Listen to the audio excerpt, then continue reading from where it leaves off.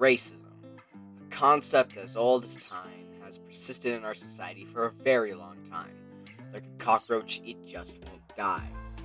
But how is it all shown across time, or maybe even enforced by people in power? That last part's important because today we'll be talking about a few people in history who both think the same things as one another and do the same things. All of which are dead so that I don't have to deal with trying to search up certain presidents and falling into pits of debates and arguing instead of simple facts. It all begins a long time ago. Like, a really long time.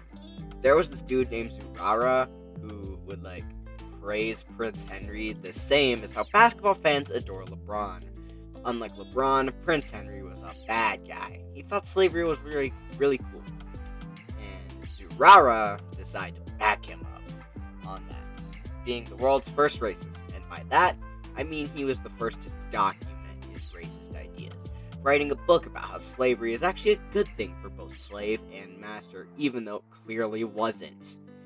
He was saying that black people were savage and needed to be tamed in a way. You know who else thought similar things? Maybe less slavery, but still the whole savage part? Former President Richard Nixon. Remember the war on drugs? Well, someone on his team, after, his presidency was over already, revealed that Nixon mainly did to antagonize black people, viewing them as a threat, kind of like Zurara, even though they were so many years apart. So you see the real domino effect going on here? Anyways, let's move on from that. Another dude who was racist was Aristotle. Yeah, the old philosopher guy from ancient Greece. He believed in a racial hierarchy where the Greeks were on top and black people were at the bottom. Yeah, what a very original idea. Yet, even after 2,180 years of global development, there are still powerful people who held these beliefs, and most likely still do now. Like other former president, Teddy Roosevelt, who also believed in a social hierarchy where white men held a firm top of the social hierarchy, but inferior races could rise up from their lower stations. In other terms, meaning these people kind of believed in the same thing, but also believed in different things. Aristotle was segregationist, meaning he wanted to be completely separate from other races because Greeks were just so cool.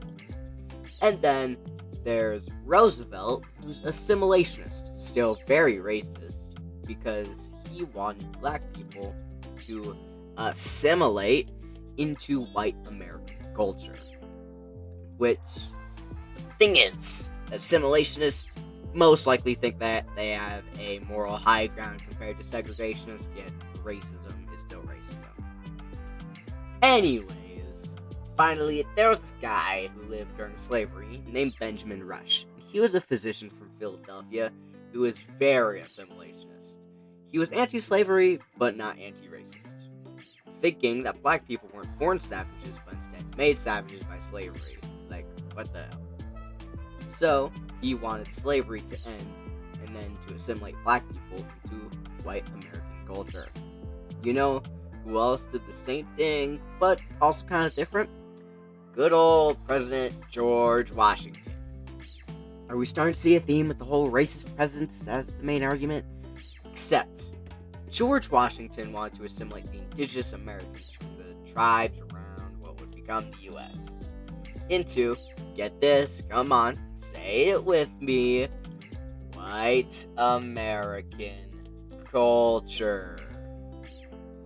So yeah, again, not anti-racist, these people are assimilationists.